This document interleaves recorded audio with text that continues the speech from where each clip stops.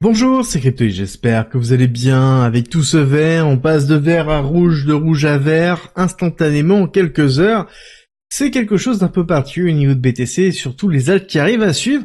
Ça, c'est une bonne nouvelle. Et au niveau de BTC, on commence à avoir une pattern qui nous dirait qu'on va certainement chercher la TH. D'ici la fin de semaine, je vous explique tout dans quelques instants. Mais avant, il y a quand même beaucoup de choses à voir. Un JP Morgan qui explique que les utilisateurs bancaires vont bientôt pouvoir acheter du Bitcoin et que ce ne sera certainement pas que JP Morgan, je pense. Ce sera l'ensemble des banques qui vont permettre aux utilisateurs de pouvoir investir dans les crypto-actifs. Les banques commencent à rentrer dans l'ère des cryptos. Alors c'est pas parce qu'ils aiment les cryptos, non, c'est tout simplement parce que c'est excessivement rentable. N'oubliez pas un petit peu ce qui s'est passé avec eToro, les résultats de dingue grâce principalement à la crypto-monnaie. Et c'est une réalité, les gens demandent et il va falloir fournir, c'est un petit peu le principe. JP Morgan, oui, mais je pense qu'il y aura beaucoup plus que JP Morgan qui sauteront le pas dans les jours/années qui arrivent. En attendant, au niveau de BTC, globalement, on investit et on investit et on investit. Ici sont les courbes de capitalisation. Globalement, c'est la représentation des achats effectués sur, ici, BTC, et on voit qu'on se dirige tout doucement vers un chiffre clé, parce que oui, si on fait bien attention, ici, on est dans une courbe logarithmique, et ce qui est très intéressant, c'est que ça continue. Et oui, nous avons encore Michael Saylor, stratégie B, qui achète 7390 BTC pour 765 millions de dollars. C'est un peu le principe de quelqu'un qui n'a quasiment pas de fonds dans ses poches, et qui continue toujours à sortir du cash, on ne sait pas comment, enfin si on sait comment, mais ça fait quand même un peu magique. Et Stratégie B continue d'acheter, à savoir qu'en Q2, donc c'est-à-dire le deuxième trimestre, ils sont quasiment à 4% de rendement, soit 2 milliards de dollars de bénéfices. Bon, c'est pour vous montrer à quel point il appuie sur l'intérêt d'avoir du Bitcoin dans sa réserve, et en tout cas d'avoir en tant que société du BTC. Je pense qu'il y a une véritable réflexion dessus, et il montre en fait le chemin. Un certain nombre d'autres sociétés continuent aussi à faire la même démarche et à acheter du BTC.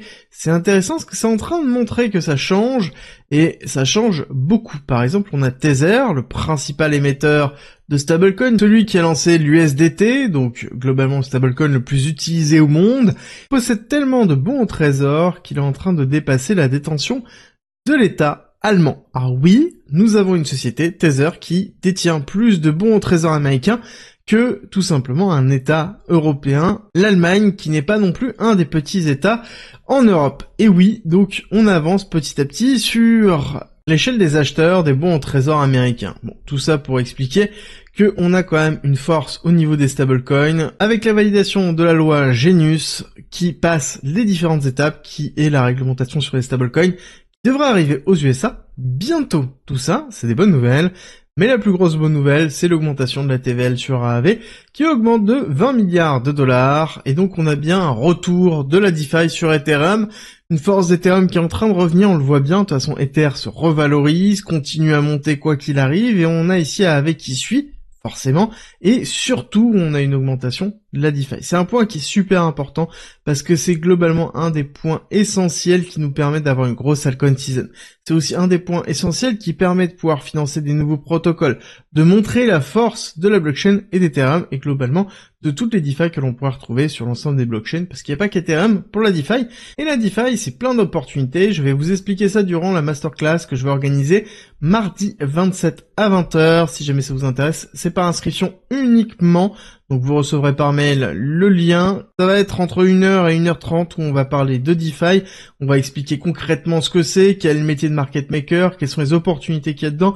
Est-ce que oui ou non c'est intéressant? Attention, spoiler alert, oui c'est très intéressant, bien plus que ce que vous pouvez espérer. Il y a un certain nombre de choses à faire et la DeFi reste et restera le cœur de la finance décentralisée et le cœur de la blockchain, le cœur de la altcoin season, ne l'oubliez pas. Ceux qui ont vécu les précédents cycles le savent très bien. Donc, inscrivez-vous mardi 27 mai 20h et on est parti sur l'analyse BTC.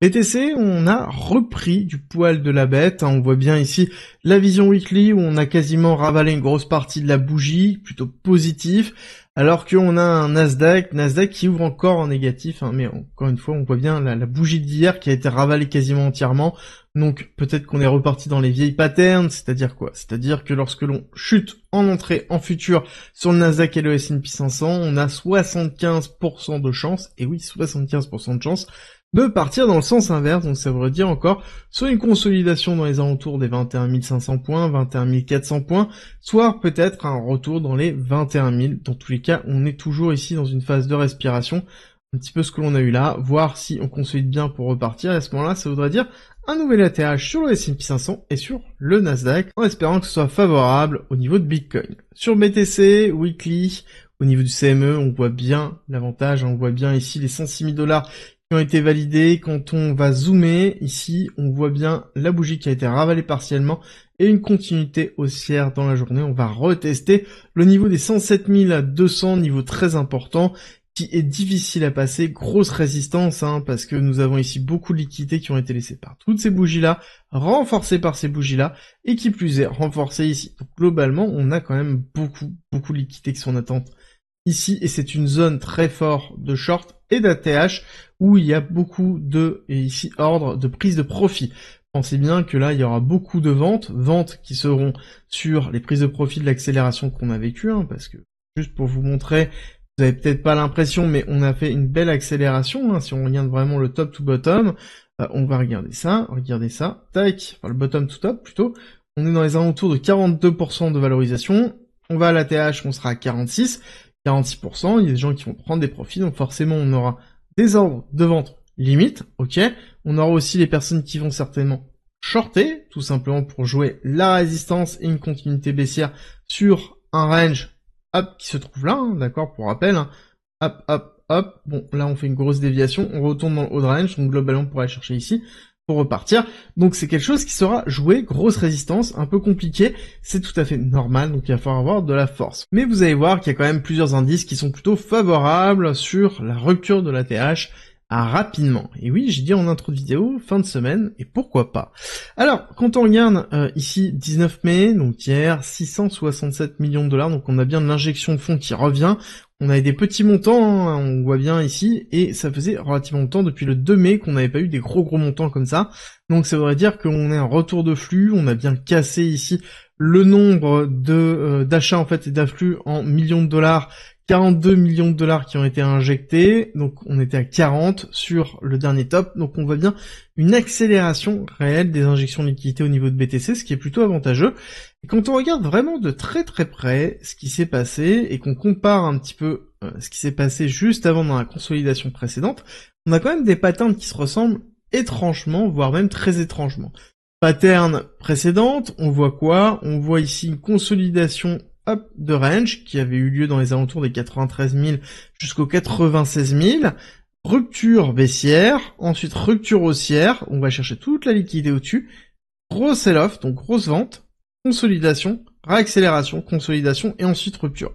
Globalement, si on fait la même chose chez nous, mais en plus accéléré, c'est exactement pareil. Ici, on range, on va chercher la liquidité en bas, d'accord, c'est ce que l'on voit hein, dans cette pattern-là, hein, ici ou ici. Ensuite, on consolide, accélération haussière, on va chercher toute la liquidité au-dessus, pareil, liquidité au-dessus. Ensuite, on fait le sell-off, ok, pareil ici, donc grosse vente. Bon, on n'a pas de consolidation parce que nous on est rapide, on n'a pas le temps, d'accord, on n'a vraiment pas le temps. Ça se voit, d'ailleurs, de toute façon, les mouvements sont très erratiques en ce moment avec beaucoup de volatilité parce qu'il y a juste pas le temps, ça se sent. Et ensuite, on refait une accélération, temporisation, peut-être temporisation très rapide, hein, parce que encore une fois, on voit bien la vitesse ici et la vitesse de ce que l'on vit là, et ensuite rupture, et on irait chercher assez vite, globalement, l'ATH pour aller liquider globalement toute cette zone-là et récupérer toute la liquidité. Voilà un petit peu la pattern que l'on voit par rapport à ce qui s'est passé, par rapport aux événements, et c'est un peu le même principe qu'on voit là, sauf qu'il n'y a pas eu de vente, mais une phase de consolidation avant d'avoir une nouvelle rupture.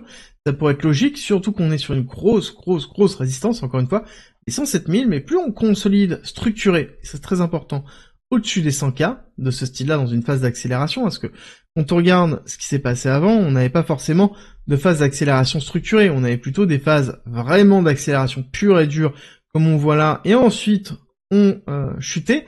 Pareil ici, accélération, et c'est dans la chute qu'on structure avant de casser les 100K, Là, on structure au-dessus des 100K avant de casser, et ça c'est quelque chose qui change, et c'est quelque chose de positif qui nous montre justement qu'il y a un véritable changement au niveau de la structuration du prix.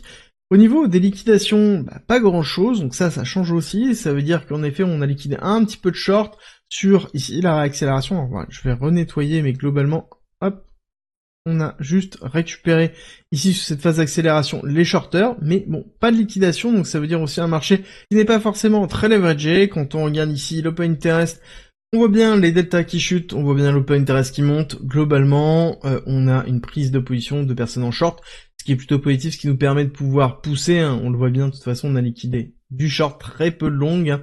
Mais par contre, le montant est quand même relativement faible, donc pas beaucoup de volume. Et quand on regarde les liquidités, une fois qu'on aura cassé les 107, donc globalement, on va liquider tout ça, je pense, hein, et on ira chercher les 110. Et on verra, parce qu'après, quand on dézoome un petit peu, le prochain cluster, c'est vraiment les 112, 113, donc nouvelle ATH, donc là-dessus, et le prochain plus gros, c'est les 124 000. Bon, on va pas trop dézoomer non plus, on va attendre tout simplement l'action de prix, et on va se voir si la rupture des 107 a bien lieu pour amener à 110. Ça, c'est important, ça permettrait de donner une envolée sur les alts et sur la crypto en général. Je pense qu'on risque d'avoir un retour du retail si on casse des niveaux clés. Après, Bitcoin reste toujours très cher et considéré comme très cher, alors que pas forcément. Et là, c'est important pour moi de vous casser un biais. Et ça, c'est très très important, parce que je le vois un peu trop souvent.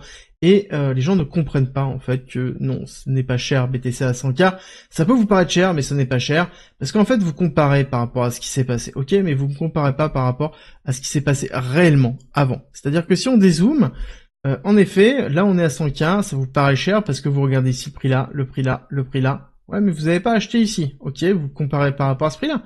Ouais, mais ça c'est le temps précédent. C'est-à-dire quelqu'un qui regardait là où vous êtes, okay, qui regardait là, il est l'équivalent de là où vous êtes. Il se dit non, 69K c'est trop cher. Pareil, on prend le top précédent, je vais pas aller dans le CME, on va aller peut-être ailleurs. On va se mettre ici en weekly histoire d'avoir un peu de place, mais globalement, il regardait, on va y arriver, les tops précédents, en se disant, oh là, c'est trop cher, BTC 20K, c'est trop cher, BTC 69K, c'est trop cher. Ok, sauf que maintenant, ce sont des opportunités que vous auriez aimé acheter. Ça, ça, ça, ça, ça, ça, ça. Et pourtant, à chaque fois, vous avez des excuses pour ne pas acheter.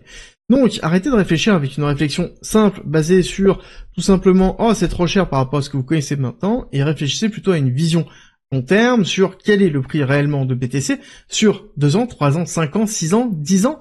Et là, vous allez avoir peut-être une réflexion en se disant, peut-être 100K, c'est pas si cher que ça. Et à travers une forme de DCA ou une forme d'exposition, vous allez construire quelque chose qui va être cohérent et qui va lisser petit à petit. Bon, je pense que c'est vraiment très important de l'avoir en tête parce que c'est ce qui permet d'avoir à côté une exposition à BTC sans se dire en effet que c'est toujours trop cher parce que oui, BTC sera toujours trop cher. Si on se base sur une vision classique, parce que ça veut dire que BTC continue à pousser, donc à chaque fois, il sera dans un all-time high. Donc ça veut dire que systématiquement, il sera trop cher. Bref, parenthèse fermée, dominance qui est en train de consolider à 63 000. Ce qu'on attend, c'est ici avoir encore une dominance qui va monter, ça veut dire un BTC qui va prendre la part des liquidités pour pouvoir pousser sur un nouvel ATH, et ensuite un transfert. Donc pour moi, ce serait plutôt une augmentation de la dominance dans les alentours de 64,5, 65, et ensuite avoir une baisse de la dominance pour avoir la liquidité qui se déverse dans les altcoins. Encore une fois, à surveiller de très près, je pense qu'il va avoir une semaine de folie. Mais encore une fois, on fait attention, on doit avoir une bonne gestion du risque. Et je terminerai cette vidéo par vous rappeler que vous avez la masterclass DeFi mardi 27 mai à 20h. Pour vous inscrire, c'est en commentaire en description. N'hésitez pas, inscrivez-vous, vous allez voir, vous allez apprendre beaucoup de choses.